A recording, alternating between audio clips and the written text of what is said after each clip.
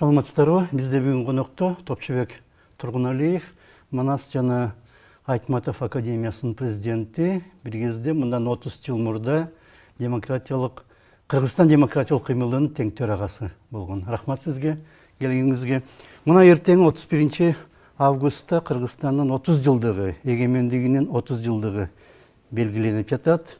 Ошол жылдары силер дагы абдан көп талкууга катышкансыз. Ошол пучтан кийин, бир жумадан кийин, 10 күндөн кийин болуп атпайбы бул эгемендикти жарыялоо.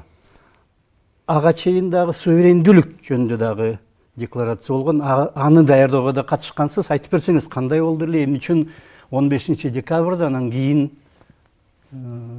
августта эгемендик жарыяланды? Нарын инем, сен чоң изилдөөчү катары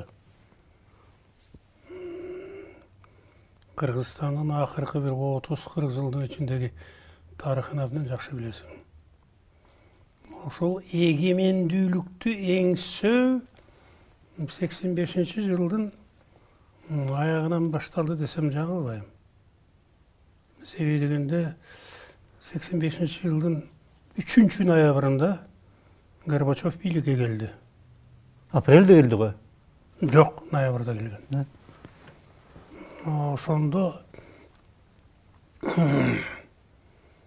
жаңы доор, жаңылануу дегендей ушул эгемендүүлүктүн айлана тегерегинде абдан көп сөз боло баштады.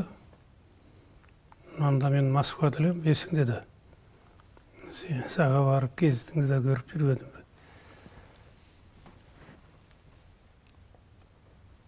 Ал эми экинчи мага жеке катуу таасир берген бул эстондуктар болду. Литературная газета дегенде бир жумалык эле да бул. Ушунчалык 150-200 миң нуска менен чыкчу эле, калчы эмес. Калчы эмес. Ушунчалык кызык жумалык эле. Анан бир күн эле карап койсом, 89-жылы жазда болсо керек эле. Бир жерде менин архивимде да жатат ушул. Эстониянын маданий ишмерлери, атактуу ишмерлери 15-20 бекен кайрылуу жасаган экен Горбачевго.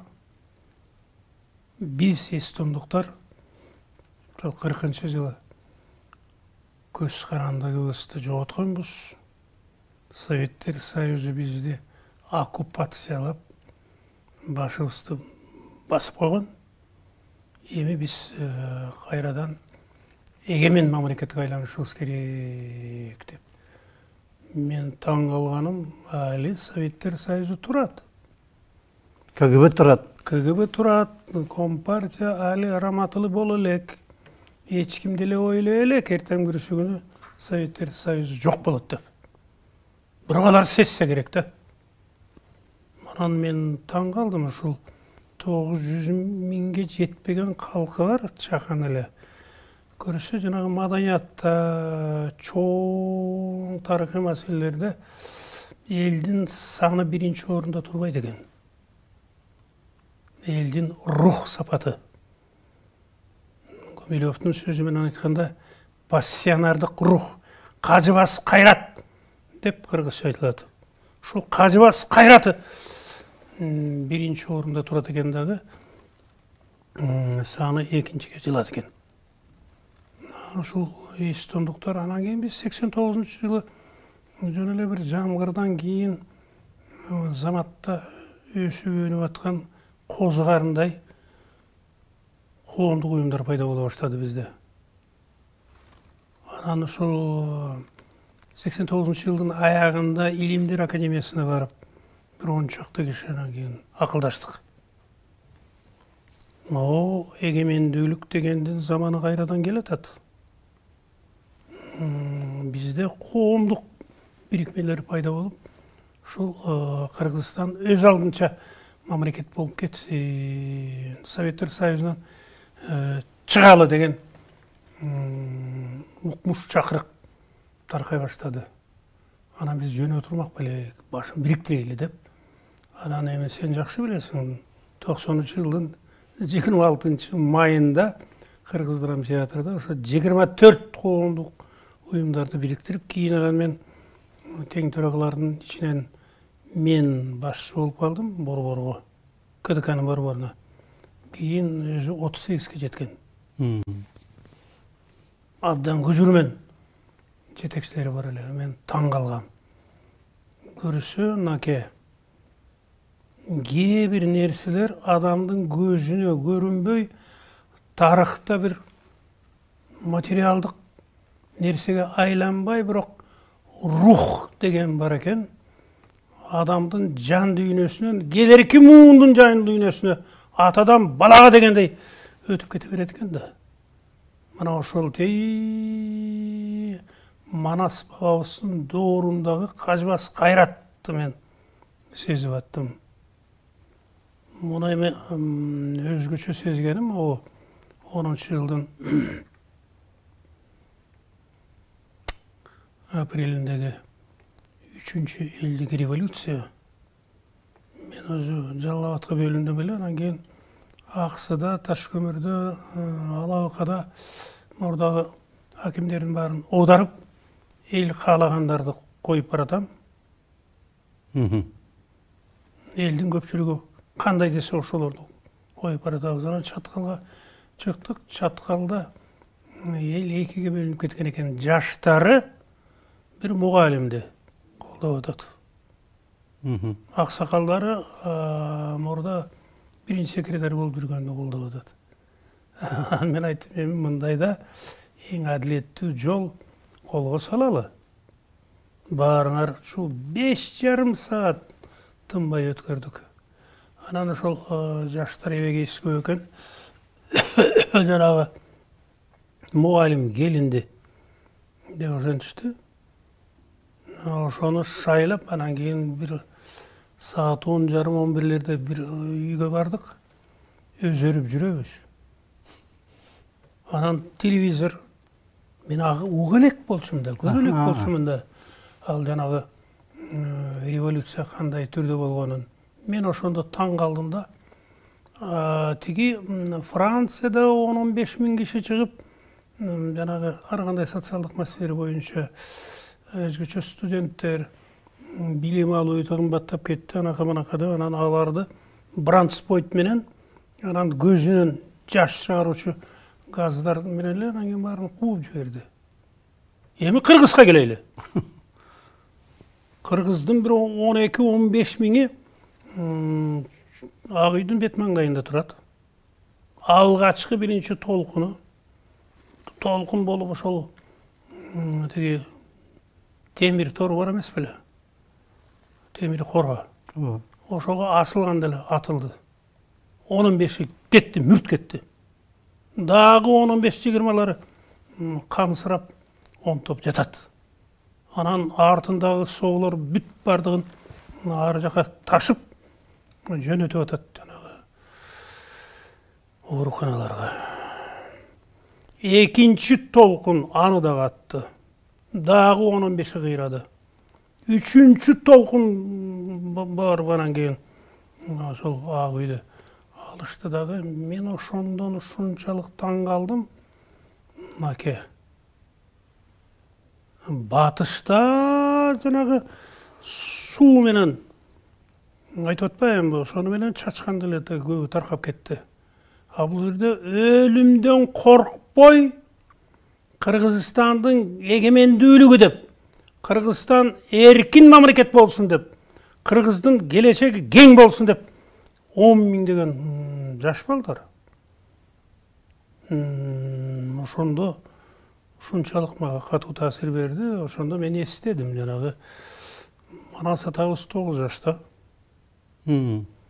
Атасы көбү бир 40 миңдей жылкысы бар экен, барып жана көрүп келей деп барса, Коруттук деген бир калмак 10-15 жигиттери менен келип, анан сен дейт Жақып бізге аз төлеп атасың салықты.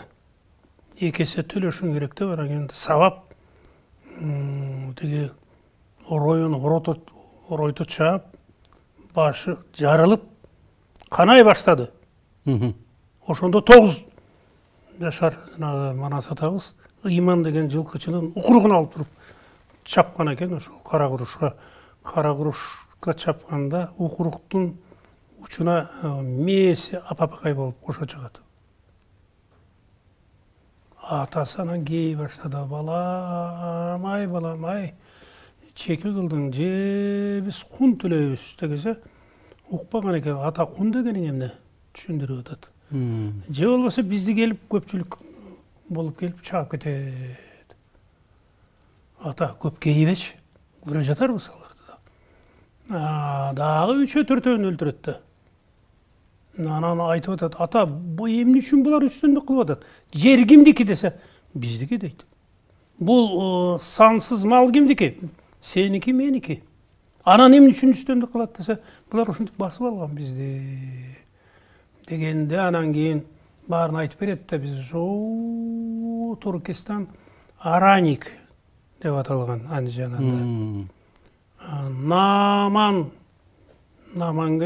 Наман деп аталган. Наманган. Ошол Араник жөнүндө айтып берет. Бизди ошол жактан ошол Алоке баш болгон Кытай калмактардын мээримсиз баскынчылары тооноп ошол Кыргыздын эң чоң уруулары болгон жоокер уруулары, Ногоен ойгуттар. Ошондон бир айтымында 70 гана түтүн калган экен. Дагы бир атында 2 чоң уруудан 40 түтүн эле калган экен. Болгондо дагы кар-картаңдар, анан кийин жаш балдар калган экен. Курал көтөргөндөрдүн бүт баары кырылган экен. Ошонун баарын айтып берет. Атасы эметкенде анан кийин Наке, сен жакшы билесиң, бул адамдын мээсинде, кээ бир адамдардын мээсинде ушундай бир замбиректин огундай, ракетадай атып чыккан бир ой болот экен. Муну орустар озарение дейт. Ошондо ушундай бир мээси ачылат. Ага эч ким үйрөткөн эмес Манаска. Манан атактуу сөздөрдү айтып атпайбы? Атамдан калган анжыян асырап сактап албасам, төбөсү бийик көгүрсүн, төшү түктүү жер урсун, ак келтенин огурсун, ак параңдын чогурсун деп өзүнө өзү ант берип атат.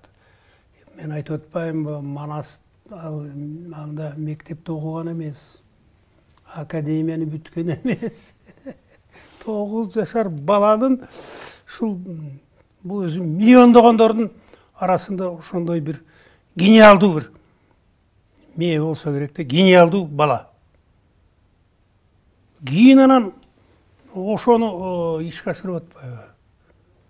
Мен ошол жанагы 9-жылдагы ошол революцияны көрүп,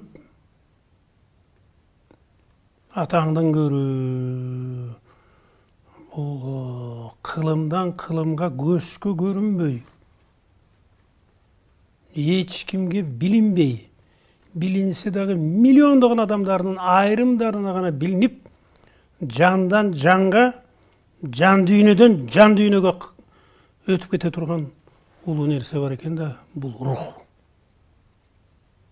Бул кажыбас кайрат.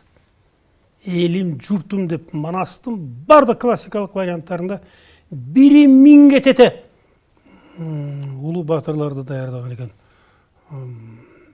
Муну Каныкей энебиз дагы айтат.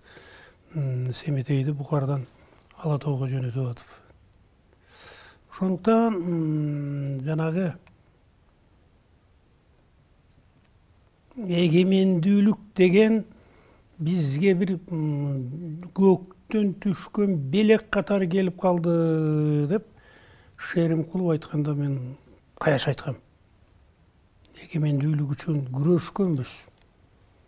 10 миңдеген адамдар КДКнын мүчөсү болгон, 100 миңдеген адамдар анын ичинде үйүнөн чыга албай төшөктө жаткан аксакал карылар дагы бизди колдоп, бали деп турушкан. Эгемендүү ал бул кансыз революция болду, перманенттик. 93-93 ал перманенттик революция ошол 93-жылгы жанагы жаңы конституцияларды кабыл алып, анан эгемендүүлүктү боротулу конституцияда бекемдөө менен бүткөндө, ошондуктан кээ бир Кыргызстанда 30 жылдын ичинде 2 эле жолу революция болгонго мен кошула албайм. Дагы бир нерсеге кошула албайм. Өткөн жылдын 4-октябрында ошол кээ бирлер революция деп атты. Бул революция болгон жок. Бул мамлекеттик төңкөрүш болду. Мамлекеттик төңкөрүш болду. Ошондуктан жанагы эгемендүүлүк дегендин бир жагы кичине тарыхтын барагын ачтым. Экинчи барагы азыр күн түнү менен эле ушул биздин эгемендүүлүккө 30 жыл деп эле байсап атабыз. 30 жыл деген акыркы жолу биз эгемендүүлүктү кайра алган тарыхты айтып атабыз. Калганын айткан жерибиз жок. Манаска чейин Манастын хан бабалары 32 хан бабалар өткөн экен. Ошонун Түгөй хан дагы түп бежинде алган экен. Саны жагынан өтө аз болгон. Бирок дагы Манастын ушул ата бабалары өзгөчө, Манас өзү ошол катардагы эле бир жигиттерди тандап туруп, анан ушу машыктырып жүрүп, биринчиден ошол өлүмдөн коркпос кылып тарбиялаган экен. Гумилевдин бир чыгармасында жүрөт, ошо кыргыздар дейт, байыркы кыргыздар 4 учурда адамдын башын алган экен. Биринчи учуру, эгерде душман көп, биз азбыз, анан тигилер көп экен деп апкарып, артка чегингенде ошол жерден башын алган экен. Ал командирдин укугу болгон эмес. Ага чейин элдик курултайда ошондой чечилген экен. Кыргыздын элдик курултайында. Экинчиси ушул биздин ханыбыз тиги душмандын ханына элчи жиберди. Ал да каардуу да. Анан биздин элчибиз барып, анын алдында апкарып, өзүнүн ханын айтканын толук айта албай кайра келсе, анын дагы башы алынган экен. Үчүнчүсү андан кызык. Мынаке. Калп айткандарды башын алган экен. Мен айтам да, ушул акыркы 30 жылдын ичинде кыргызды канча жолу алдап, калп айткандар анда ошол борбордук аянтка батпай кетет эле. Ошол баягы Ишимканов. Эшимканов. Мелис. Бул өзү чоң менеджер эле да. Таланттуу жигит болчу. Мындайын айтпай эле коеюн, ал айтып атпайбы, топчуке дейт. Бою 155тен төмөнүрөгүн баарын чогулуп туруп ат ташташ керек деп атпайбы. Анан мен телефон чалып айттым. Эмне деп саскансың айланайын? Меке, биринчи өзүң атыласың. Десем, туура айтасыз дейт. Айланайын, анан баарын чогултса атат белең десем, атат болчумун дейт. Койсоңчу айланайын. Жок. Анда борбордук аянттан жөн эле сел кетет болчу адамдын канынан. Андай болбосун. Мына азыркы күндө дагы калп айткандар эбегейси көптү. Аябай. Эбегейси көптү. Төртүнчүсү кайсы учур? Башын алган. Демек, калп айтканын айттым. Элчиликти айттым. Качкандарды айттым. Анан башка бирөөнүн бир мүлкүн уурдаган дегерде. Бирок уурдаганда аке ошол уурулуктун бир түрү болгон. Мисалы, Алмамбет уулу атабыз адегенде көңдөй көкчөгө келип атпайбы, ал барктаган жок. Анан bir gün анан жатып зеригип анан Айдархан кайтып атпайбы Көкчөнүн атасына, ата мага уруксат берсеңиз 1-2 жигит алып алып Коңурбайдын 10 миңдеген жылкысы бар. Анын көбү кыргыздык, сиздердики, казактардыкы тонуп кеткен. Ошолорду айдап келем. Уурулуктун бир түрү баатырдык деп эсептелген ал. Анын түпкү себеби ал бир кезде тиги душмандар тоонап чаап кеткенде, анан кайра ошону айдап келип атат. 91-жылдагы окуяларга эметсек, мына пуч болду 19-21 августта. Анан 31-inde жарыяланды мына эгемендик. Ошонун ортосунда кандай окуялар болду августта 91-жылы? Жок, анда биз ошол Кыргызстан демократиялык кыймылы анын бирден бир демдөөчүсү сен болгонсуң. Кыргызстан демократиялык кыймылы ошол 90-жылдын сентябрь айында чогулуп туруп, анан кийин биз демилге көтөргөнбүз. Биринчиден биздин 9 талабыбыз болгон. 9 талаптын А дегенде келсе эле Кыргызстан Советтер Союзунан чыгып, өз алдынча мамлекет болуп, эгемен мамлекет болуп кетси дегенбиз да. Анан ошого байланыштуу мен эгемен Кыргызстандын алгачкы жарыянын декларациясын, долбоорун жаздым. Анда ушул октябрдын аягы экен, ошондо 90-жыл. 90-жылы. Анда КДКнын ушул саясий кеңеши 45-47 адамдан турган. Бир добуштан кабыл алдык.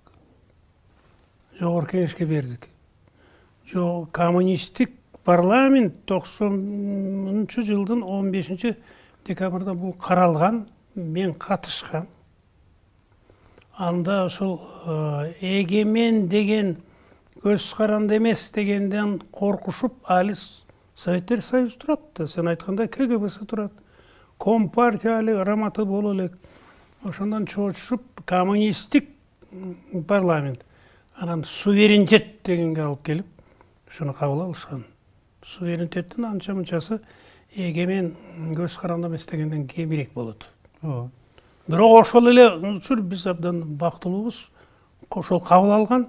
Бирок келерки жылдын 31-августунда бул өзү эгемен көз каранды эмес деп кабыл алынбады.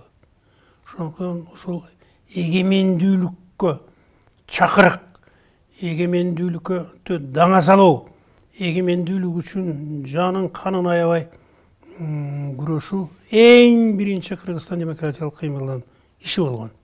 Ооба, ошол эле Компартиянын жанагы парламентинде 114 деген топ болгон. Бүт бара коммунисттер болгон. Алар биздин ошо демге, биздин жарыянга кошулуп кеткен. Муну таңууга болбойт. Себеби дегенде бул толкун менен айдан айга, жылдан жылга ушул эгемен Кыргызстан болсун деген улуу ой, улуу максат коммунисттердин да далайын каптап кеткен да. Каптап кеткен. Албетте коммунисттердин кээ бирлери акыр аягына чейин ушул Компартия тегиндей мындай деп кетти. Башка сөз. Ал эми келерки жылдын ушул 31-августунда жанагы сен айткан ушул эрте жасты эле биз бергенбиз.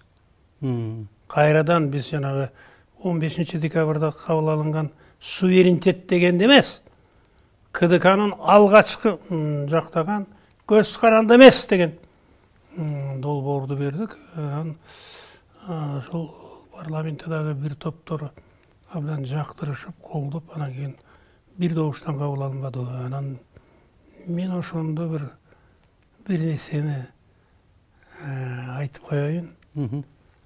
Компартия түбөлүк жашайт, Ленин тигиндей мындай дегендердин бүт көпчүлүгү өздөрүнүн идеалдуу деп жүргөн көз карашынан тайып, Кыргызстандын келечеги үчүн баары бир улуттук мамлекет Кыргыз элинин көз каранды эмес дегени компартиянын идеалдарынан жогору турганын мен ошондо сездим да. Бул эми кээ бирлер айтты, ошо компартиянын өзү жетекчилери, парламенттеги депутаттары сатып кетип атпайбы? Ооба. Мен бул сөздү колдонгон жокмун, аке. Себеби дегенде адам деген өзү бүгүнкү ой максатынан тайып, таптакыр идеалдуу башка бир нерсе болсо, ошого өтүп кетүү мүмкүнчүлүгү болуш керек. Орусча айтып атат, шанс. Это исторический шанс. Шуну сатып кетти дегенде айтып жазгандар да болгон. Мен аларга кошула албайм. Себеби дегенде ошол эле коммунисттердин жанагы эгемен деп эгемендүүлүк жака ооп кеткендеринде улуттук улуу рух, Манастын духу, ошол Кыргыздын келечек максаты биринчи орунга чыгып кетти да. Анан бирок дагы ошол 90-91, 92 жылдары эгемендүүлүктүн бир топ жактары чыңдала баштады. Ал биздин улуттук валюта болчу. Ал биздин ошол жаңы конституциябыз эле. Мен ошондо эле жазгам. Бул карт тарыхтын миңдеген жылдарын ичинде эгемендүүлүк биринчи жолу Кыргызстанга келген жок, Кыргызга. Кыргыз байыркы дүйнөдө деле ушу эгемен болгон. Түгөнгөн сайын түтөгөн деген атактуу сөз бар Манаста. Далай жолу кырылып, геноцид. Далай жолу чөгөлөп, чөгөлөгөнгө тете болуп, бирок дагы кайрадан өзү кайратына келип, эгемендүүлүк үчүн ушул күрөшүп келаткан кыргыз элибиз. Мен дагы бир нерсени баса айткым келет, ушул 90-93 жылдары. Кийин 2005, 2010 жылдардагы ушул элдик революциялар бекеринен болгон жок. Ушул мен жана кайталап кетейин, дагы эле ушул Манас аталарыбыздын руху, кажыбас кайраты бизде жашайт экен да. Эмне үчүн айланды тегеректеги элдер кулчулдук ушунга чейин баш көтөрө албайт? Мен буларды башка элдерди мен кемсинтким келбейт. Бирок бул тарыхый чындык да. Кемсинтким келбейт. Мен ошол 91-жылы биз Борбордук Азия республикаларынын демократиялык конгресси деген түзгөнбүз. Мен төрага болгом. Ошол төрагалымды эметип, түндө барып, кайра таң атпай кайра кайтып жүргөнбүз. Ташкенттен, себеби Өзбекстанда өзгөчө диктатура күчтүү болгон. Казактарга эчен жолу бардым.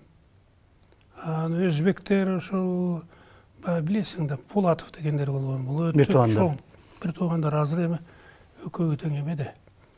Вашингтонда. Каза болуп кетти кичүүсү. Абдуманап. Да. Америкада. Ошол экөөнүн тең мен акыркы жолу барганда да көргөм. Анан ошондо эле айттым эле, силер эми Өзбек элинин эгемендүүлүгү деп эмне чыктыңар эле? Дегенде кабарыңар менен келиш керек болчу. Түрмөсүнөн коркпой, сотунан коркпой, өлкөдөн качпай. Силер кандай чоң, ушунчалык күчтүү кыймыл түзгөнсүңөр, айына качып кеттиңер. Бирлик күчтүү болчу. Абдан күчтүү эле да. Анан эми баягы Скөлдө бир жума эс алып, ошо Ташкенттен бир топ улгайган кишилер келген экен. Алар билет экен ошолорду. Пулатовдорду. Алар ушинтип. Анан мен айтып атам, бүгүнкү Өзбекстанга кайра келсе болор бекен деп атам. Болсо керек. Анан о казак туугандарыбызда дагы, өзбектерде дагы өз элине мылтык сунуп аткан. Қазақстанда дағы 5-6 жыл мұрда түндік батыс жағындағы мұнайшыларды, көтерілген мұнайшыларды атқан. Бұларда да болған. Сондықтан бұл Нұрсұлтан Назарбаевтың да қолы қан. Ислам Каримовтың қолы дағы. Мао Таджиктің жетекшілерінің қолдары. Алеме Қырғызда тілі қолы қан болған Ақаев болды, Ақсылықтарда тұғын. Неме ал башқа сөз, бір оқтағы ошол 3 революция, бір мамлекеттік төңкеріс болып атып, біз араб өлкөлөрүндөгү жас кездеги революциялардын башаты Кыргызстандан башталган деп, а дегенде Кыргызстандагы революцияларды жактырбаган Путин да кайтып кеткен. Путин, Назарбаев, Ислам Каримовтар жактырбай эчен жол айткан. Кыргыз эли улам эле ушул эмете берет экен, тигиндей мындай деп. Биздин убактыбыз да бүтүп баратыптыр. Майрамыңыз менен 30 жыл мына акыркы эгемендиктин 30 жылы ага чейин башкала кылымдар бою болгондор бар, 9-10 кылымдарда калган сыяктуу. Ошон үчүн майрамыңыз кут болсун. Майрамыңыз менен сизди дагы баарыбыздын майрамыбыз кут болсун. Көрүүчүлөрдү, угуучуларды баарына майрамыңыз менен. Рахмат сизге. Бизде конокто Топчубек Тургуналиев болду. 90 жылдардын башында Кыргызстан демократиялык кыймылдын тең төрагасы, азыр Манас жана Айтматов академиясынын президенти. Рахмат сизге.